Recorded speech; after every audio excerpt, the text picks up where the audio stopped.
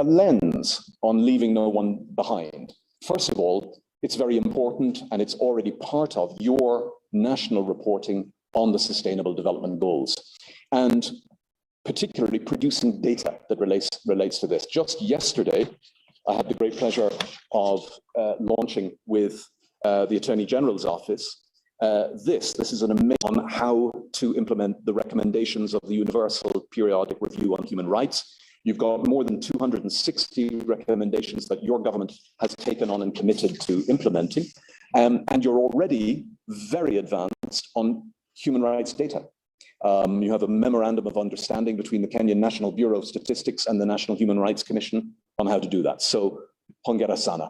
Second, we might think about together establishing a national Leave No One Behind index, a statistical measure of how we're doing. Third, really important to factor this kind of lens into your policies designed around inclusion, around social protection, around the quest for universal healthcare coverage, and particularly, and again with Waziri, we were just talking about this, into the MTP4 process. And finally, perhaps we might think of making this exercise an annual one. Next slide, please, and it is my last. I just want to conclude, Mheshimiwa Rais, first of all, by saluting your leadership and the leadership of Kenya on this agenda of leaving no one behind and on the Sustainable Development Goals. As I said, zilifaniwa chini Kenya. It was actually Kenya and Ireland together who gavelled the SDGs and led the negotiations. Secondly, just to remind everybody, the SDGs are universal. It's not just about Kenya, and you are very far advanced along the track of using them as your lens and your lodestar to orient your sustainable development journey. And so that leads me to my third point, which is really just from the heart, Mr. President, to thank you, your government, and Kenya for being a place where a candid conversation of this kind can happen. It's not every country in Africa where that could happen. It is not every country in Europe where that could happen. It is close to unique, and it is a real asset for you and the future of Kenya. And so with those few words, Mheshimiwa Rais, asante sana, and it's my great honor to ask that the recorded message from Her Excellency, the Deputy Secretary General, Amina Mohammed, now be played. Asante sana. Excellencies, ladies and gentlemen, it gives me great pleasure to speak to you at the launch of the Kenya Leave No One Behind analysis. When member states unanimously adopted the 2030 Agenda for Sustainable Development in 2015, they made a solemn pledge to leave no one behind. This pledge represents an unequivocal commitment of all United Nations member states to eradicate poverty in all its forms, end discrimination and exclusion, and reduce inequalities and vulnerabilities. But we must face reality. We are far from where we need to be. The COVID-19 pandemic has set us back decades in progress and undone hard-won development gains. It has exposed gaping holes in our social fabric and the many ways in which people continue to be economically, socially, and politically left behind. People left behind lack access to basic social services like clean water, healthcare, and education. They are often uncounted in official statistics and invisible in development programs. Often, they have no voice. Ladies and gentlemen, the United Nations system will continue to support countries to identify, engage, and give voice to those at risk of being left behind. That's the only way the world will achieve the SDGs, ensuring we take everyone on board. It means supporting women struggling with jobs and caring responsibilities who have been hardest hit by the COVID-19 pandemic. It means giving voice to migrants and refugees who have lost their livelihoods to conflict or the climate crisis. It means helping those living in poverty to access opportunities through education. It means including young people in decision-making processes as equal partners to shape both the current and future policy. Today marks an important milestone in making good on our collective promise by 2030. I congratulate the Government of Kenya and the United Nations team on this report. It provides an honest and rigorous analysis of successes so far, and it outlines the challenges and gaps that remain on the path to sustainable development for all. Let's work together in partnership to achieve this vision and leave no one behind as we build safe, resilient and sustainable communities and economies for the benefit.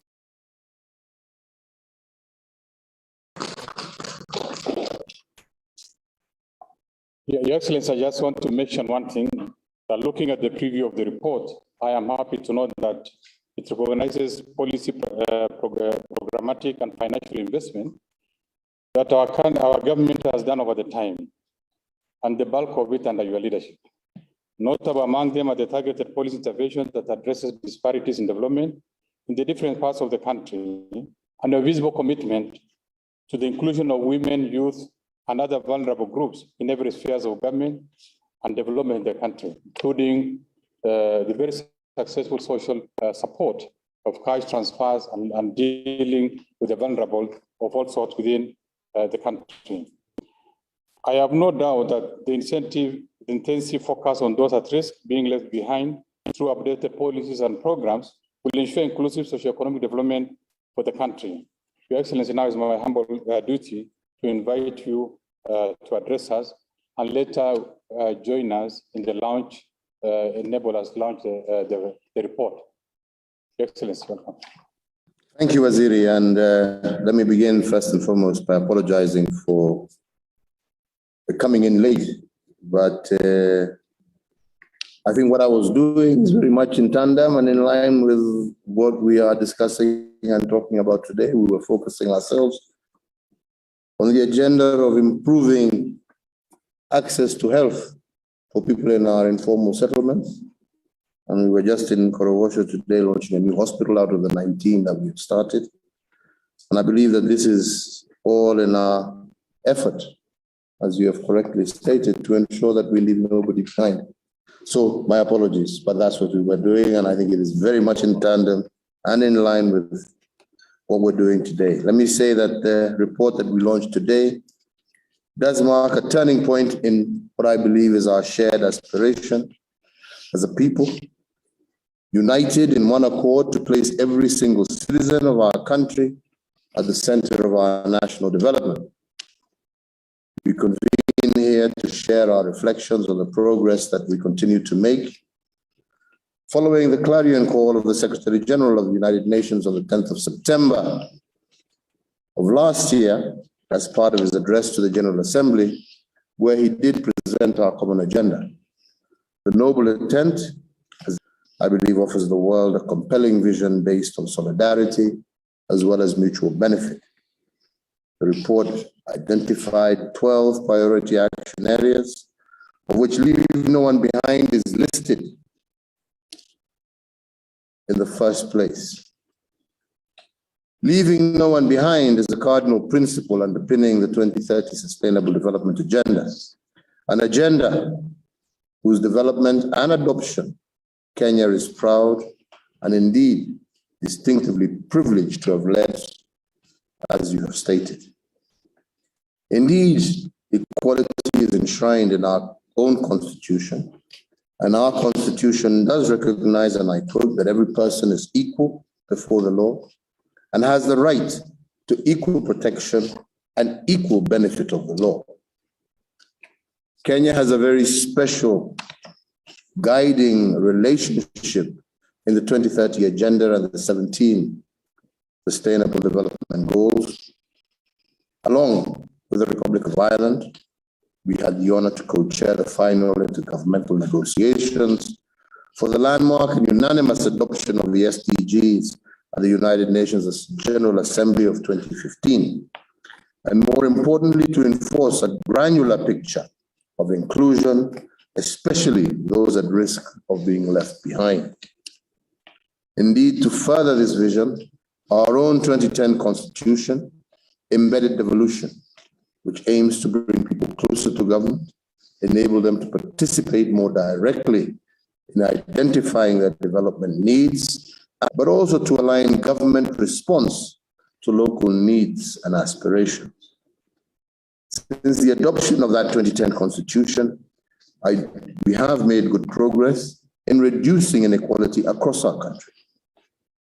Indeed, our 2020 Kenya National Bureau of Statistics report does confirm this position, indicating that 35 out of our 47 counties experienced a reduction in inequality between 1994 and the year 2015. Of course, we have not fully recognized and realized our aspiration, and that is why my administration has been proactive in targeting additional resources to those parts of the country still lagging behind development-wise. Priority has been given to strengthening the social economic fabric through expansion of education, health facilities, as well as infrastructure, including water and electricity. We take note in preparing this report that we are launching, that the United Nations has been working directly with experts from the Ministry of Interior, the National Cohesion and Integration Commission, and the Fort Bernadette Academy, and we are very grateful, the University of Nairobi, as well as leading civil society organizations.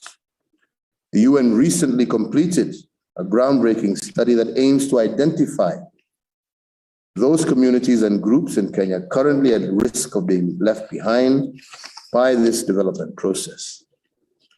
I do believe that the rich policy recommendations in this report will be vital in shaping our future programming of our country's development agenda. I encourage you, our friends in the United Nations, to work closely together with all government agencies at national as well as county level to ensure that these proposals build on existing efforts to reduce inequality. Let me also say that I do believe that as much as we still have a lot to achieve, a lot has indeed been achieved in a very short space of time, focusing ourselves and reflecting on the fact that we are building first and foremost on a backlog of need that was required. Growth and equity must go hand in hand, and therefore the need for us to ensure that we have a stable economy. We are not going to be able to snap our fingers and think it's going to happen. And we must recognize that it is important for us to be able to focus on the two, not one at the exclusion of the other. With no growth, there is nothing to share. And that is something I believe people need to be able to understand. And that's why we must focus on both the need for us to grow the pie as much as we need to share that pie in a much more equitable manner. These two go hand in hand. And that is why peace and stability is important. And that is why we must recognize and focus that the key ingredient to everything that we're talking about here is inclusion, is peace, and is stability.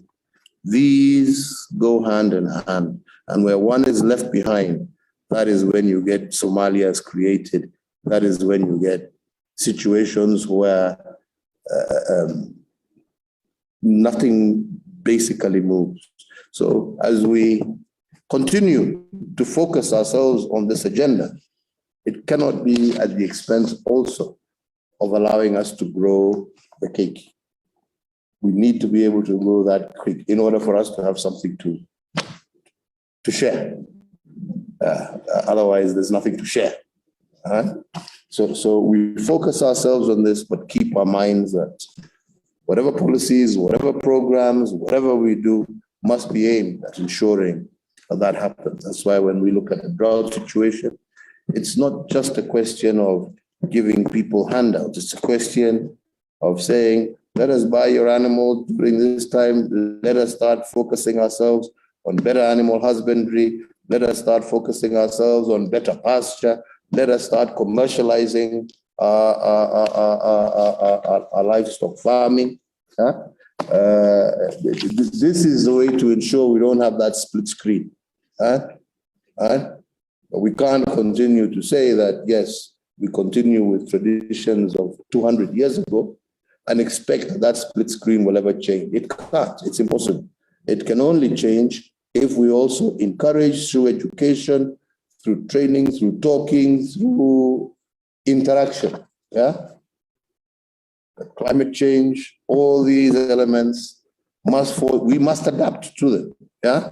And begin to see a better and a more different way of being able to maintain our culture, to be able to maintain our traditions, but at the same time, to be able to live it within the world that's currently before us.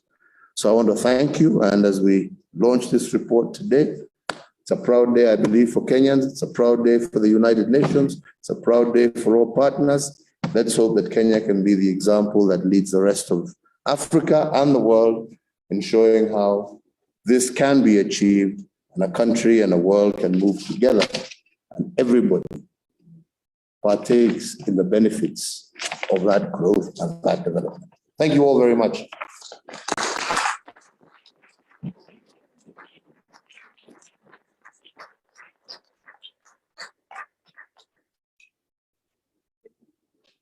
No? Karibu. Uswahili wangu wa island.